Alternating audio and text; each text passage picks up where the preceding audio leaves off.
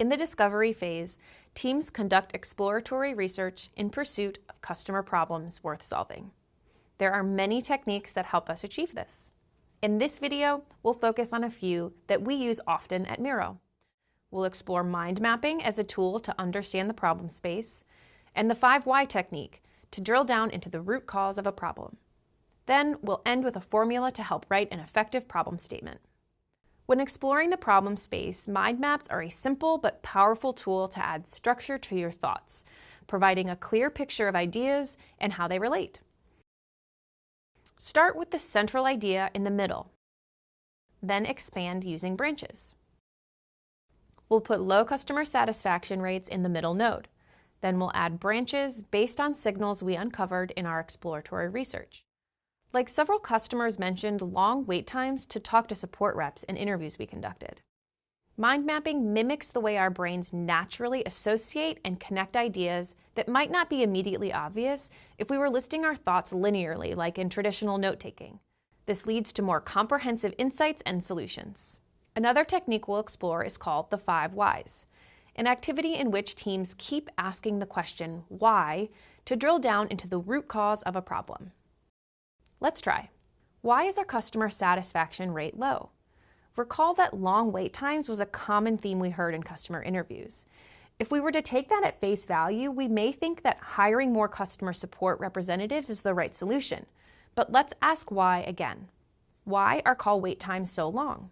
We explore our analytics and uncover that support calls take an average of 20 minutes. Why? Because customer support reps open at least 3 resources before finding the information that solves the customer's issue. Why? Because the top search results in our internal tool are not the most recent or relevant. Why? Something could be wrong with the search functionality. So what we might have thought was a staffing concern is actually an issue with our search functionality. By asking the 5 whys, we're confident that we've identified the real problem and not just a symptom. As unlikely as it may seem, improving the search results will improve call wait times for customer support. The third and final technique we'll explore is called a problem statement. Rooted in research and customer insights, problem statements align teams and stakeholders to a critical challenge their customers face. At Miro, we try not to proceed to ideation until we've written and agreed upon a single problem statement.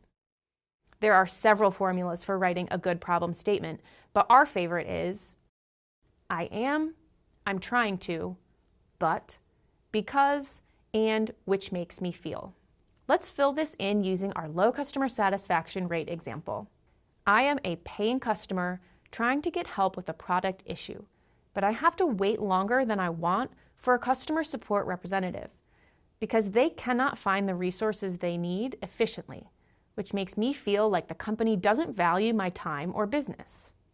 In this statement, we identify the problem our customer is facing and how they feel about it. Though the customers do not experience the root cause of the problem, the poor search results, they experience the downstream effects of it. With our customer-focused problem statement in hand, we can move into the ideation phase, confident that our team's efforts, resources, and creativity are aligned toward building effective solutions that address a genuine user problem.